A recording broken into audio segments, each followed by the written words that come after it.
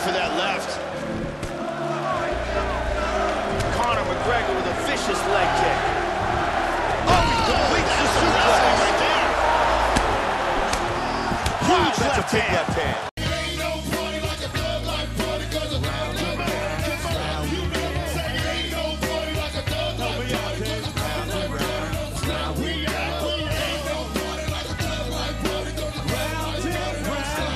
Welcome to I Game Around. Some niggas ain't like that name, but they can eat a dick. Welcome back. We are here, episode 21. I'm still rocking this thing on myself. Like I said, man, it don't matter if I get guests or not. At the end of the day, and this is just for people that are in podcasting and want to get into podcasting, whatever. Always make sure you have content. Just keep putting out content, keep being consistent, and eventually things will pop. Maybe it won't be until episode 61 that I finally get another guest on here. But it don't matter, man, because we always going to keep this thing moving. We always going to keep this thing rocking. You feel me? So anyway, I got an email the other day about UFC 3 coming out in the next couple of weeks. And I was like, oh, I never played UFC 2. So today, as you can see, I'm playing UFC 2. So let's go ahead and get into it. Now, obviously, as you saw by today's episode, did I pause it and play it? That was weird. Let's try it again. There we go. So as you can see by the title of the episode, me and my girlfriend, I wanted to do an episode based off of your partner, your spouse, your lover, if you will. You know, if you're old school, I think you say lover. I don't know what you say nowadays. Well, I ain't getting derogatory. 2018, working on misogynistic side. Misogynist? I don't know how to say that word either. Anyway, so what I wanted to do today is I wanted to give advice on finding the right partner for you that's going to help you accomplish your goals and even more goals out there in the streets. You know what I'm saying? Like, make you go higher than you currently can go. So one of the very first things, and this might be the goddamn key, like this might be the most key element of this whole situation, is know what you want out of life before you get into a committed relationship. Too many relationships fail because the other partner didn't know what they want. The other partner switched up. You know, I thought I was doing this with my life, and then 2 years later, now I'm trying to do that. You know, so I feel like you have to know what you want to do with your life before you bring somebody into your world. Otherwise, you have a higher chance of failure with that relationship because you switched up on them because you didn't know you didn't want to be, a line cook for the rest of your life. You didn't know you wanted to work at a call center for the rest of your life. You didn't know what your actual goal was. So make sure you have a goal. Make sure you have a career path or something that you want to do with your life before you get into a committed relationship. Because I've seen it time and time again. You know, oh, he wasn't sick. He ain't do nothing. You know, he switched up on me. Oh, he changed. You know, what's that Kanye lyric? His ass get on, or he get on and leave your ass for a white girl, some shit like that. My point is that you got to make sure that you're in tune with what you want to do with your life before you bring somebody else into that life. And I was listening to, I forgot who it was, but they were saying how Steve Harvey came out with the book Think Like a Man, and he had 2 failed marriages, so how could he possibly know what he's talking about? And then they were like, oh, experience. Yeah, when you keep messing up, when you keep doing the wrong thing, you're eventually going to learn how to do the right thing. So I feel like some people who are, not all, some single people do know what it takes to be in a successful relationship. Just because they're single doesn't mean that they don't know what it takes. It just means that they're looking for the right person. They don't want to settle. They don't want to wait on, you know, or they don't want to have to, what's the word I'm looking for? They don't want to have to spend their time with the wrong person, pretty much is what I guess is what I'm trying to say. So make sure you're like, yo, this is what I want to do with the rest of my life. This is, you know, this is me. This is who I'm probably going to be. I'm going to evolve into a greater version of this, but this is what you get right now. I feel like once you find somebody like that, yo, sky is the limit. Now, the second thing, and I got this from Damon John. Damon John had a business theory that says, find out what you don't want to do for your business and hire somebody to do that. I think you could flip that into a relationship. Find somebody that compliments you. Not, oh, you look pretty today. Find somebody that actually wants to do the things that you want to do. Like if you don't want to cook, if you're not a cooker, find somebody who maybe enjoys cooking. Find somebody that offsets your negativity, if you will, or whatever bad stuff that you have in your life. Find somebody that offsets that doesn't mind doing that. Like for me, if a girl was looking for me, she'd be looking for somebody that is good with computers, looking to be somebody that's good with phones and good with technology. I'm very good with technology. So I feel like you have to find somebody that's good with that. Me personally, well, I don't know.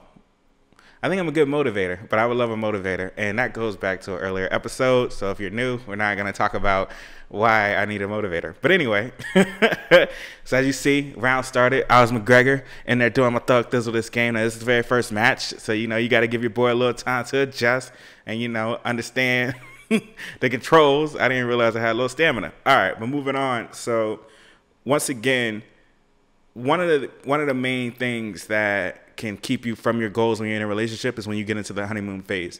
When you meet somebody for the first time and they literally blow you away, you want to spend all your time with them, you want to go out, you want to do things, you want to, ignore your boys, ignore everybody else. Like, you just want to do everything with that person. That can become a dangerous distraction, because if you put your all into somebody that's brand new, you don't know where that's going to take you, versus taking a step back, man. Like, I'm about to equate this to drugs. I'm not going to equate this to drugs. Yes, I've been drinking, but I'm not going to equate this to drugs. Basically, you just need to take everything in moderation. You need to take your relationship in moderation. Don't try to go ham because, y'all two are, oh, snap. Good gracious. Yeah, you just got slammed. Yeah, I couldn't figure out how to block and yeah, so that match ended kind of quickly. Yeah, but anyway, so like I was saying, you basically just have to, take your relationship in moderation. It's so great to, kind of be in that lust or be in that love with somebody during the honeymoon phase. It's a great feeling. We've all felt it before. We just really like to be around somebody, but moderate that out, man. Like, spread it over time. You don't have to use it all up in one time. You know what I'm saying? If I buy a bottle, I don't have to drink the bottle all in one night. I can have myself a little cup, a little drink. Oh, yeah, this is 2018, so your boy getting a little brand new. Take a little sip. Give me a second.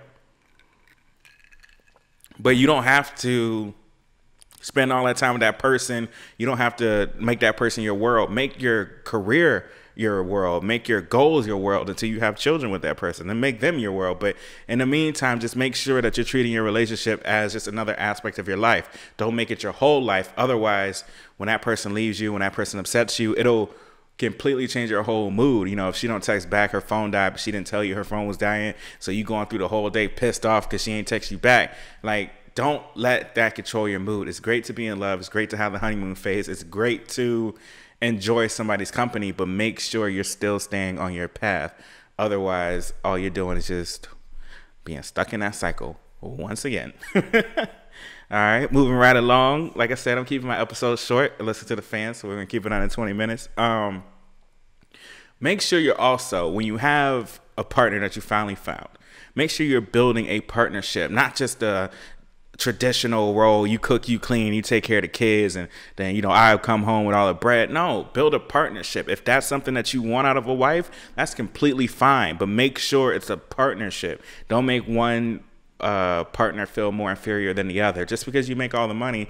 And I learned this from the What's Your Phone Number episode with Raquel Savage. After I thought about it a little bit, the money does not determine the who's the king and well, I guess it's a king and a queen, but the money does not determine who runs the relationship. The money is a plus, but if the woman isn't looking for that financial gain, like, money's not everything to her, then you won't be able to control her. You won't be able to tell her what to do. She's like, nigga, I'm not here for the money. I was here for you until you started throwing money in my face and telling me what to do.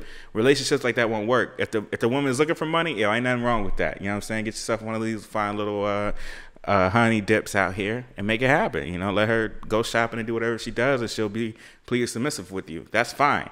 But if you end up choosing the wrong person, some men want a strong-minded woman that is only submissive to them. And that's crazy. Like, if she's a strong-minded woman, she will never be submissive to one man. She will never be submissive to one thing. She's strong-minded. That's how strong-minded people become strong-minded, because they don't listen.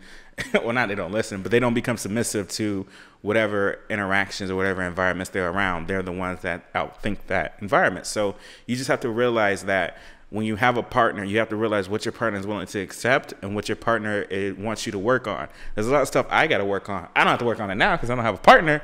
But once you get a partner, there's certain things that you got to change. Whether it's how often you cuss, or whether it's checking in more, or just little things like that. Caring more. Sending flowers on random days, and being more romantic, and talking more, expressing your feelings. Whatever it is, you have to make sure that when you have your partner, it is something that y'all two can kind of, you know, it's a tug of war for the power, if you will. You know, sometimes she get it, sometimes you get it, sometimes she gets something, but you guys are moving into a groove to where you know what each other wants, you know what each other likes, and that's only going to motivate you to do more in life than just, yeah, I had, you know, 3 kids and, you know, we're happy and we got the white picket fence and that's life, you know, and you're coming home every day just like, man, I can't believe I got to deal with this girl again. Or I can't believe I got to deal with my sorry ass husband when I get home. Like, make sure you build yourself a foundation, build yourself a partnership to where y'all can lean on each other and y'all can kind of balance each other out.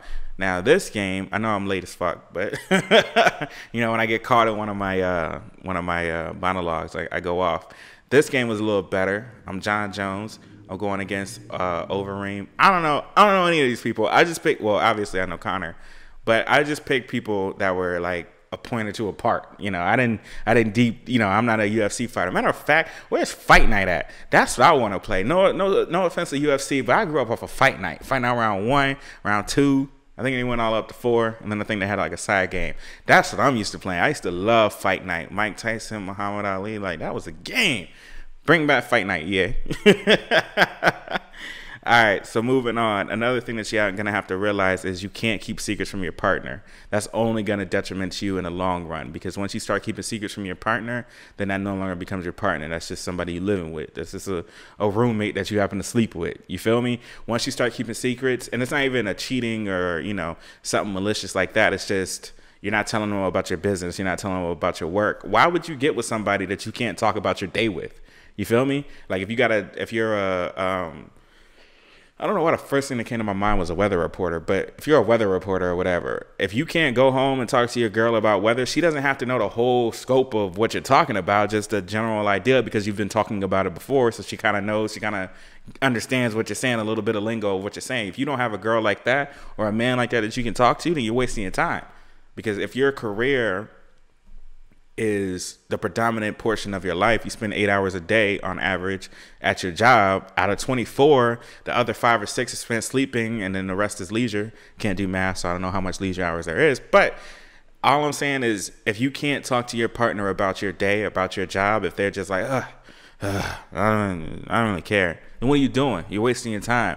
Because if you found somebody that's not necessarily interested in the same line of work that you are, the same field, but interested enough in you that they want to hear about your story or want to hear about your day, that's the partner that you want to go to, because you're going to wake up with a smile on your face. You're going to come home and be like, hey, babe, guess what happened at work today? You know, you remember Jimmy did this, and, you know, the weather was like this, and then I predicted Radar 9 was going to do this and that. I don't know much about weather. I don't know much about anything. But what I do know is that you need to make sure that your partner has your back. Your partner is the one that you confide in. You ain't gonna confide in your homeboys like that.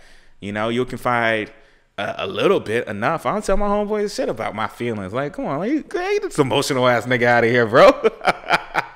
You crying over that, man? You crying over that? Like, that's why you have to make sure you have a partner that you can confide all those feelings in, because once you get those feelings out, then you can move forward. You can look forward. It'll motivate you to do more than just exist, if you will.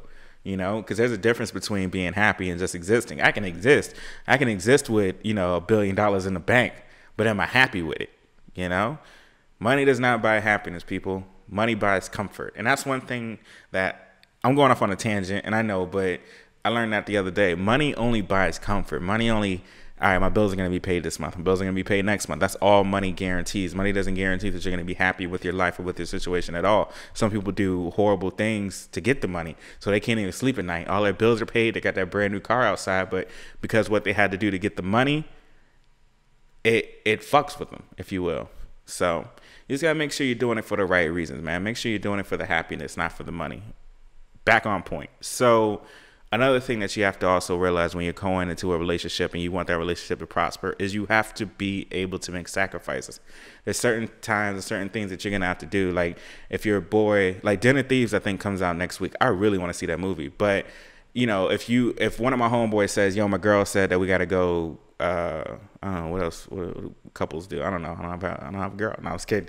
But if a girl says, yo, I have, you know, this family dinner that I have on the exact same night, you know, you got to make, it's a little sacrifice. You know, obviously your boys ain't going to care that much. We going to clown you, but we ain't going to, You know, like, oh, no, nigga, I don't want to talk to you no more because now you choosing your girl over us. Nah, it's a sacrifice. You got to go to that family dinner with your girl because that should be the most important person to your life, second only to your kids. If it's just y'all two, then you need to make sure that person is priority number one, because that's the person you spend your whole life with yourself. Everybody knows that, right? You wake up with yourself, you spend the whole life with yourself, you die with yourself.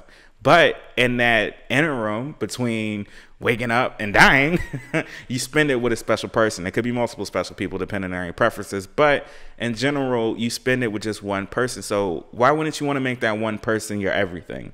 Right? Why wouldn't you want to make sure that one person is good? Why wouldn't you want to make sure you're only making sacrifices for that one person? So if you have a job defender, something that you have to go to, and you want your partner to come, you need to speak up more. Make sure they know how important this thing is to you. Because I think, like, if somebody loves you, like if I can't think of a chick flick that just came out, but like, let's say Sex in the City. Like, if my girl was like, yo, I want to watch Sex in the City. I'm like, nah, you ain't watching that. I don't want to watch that trash.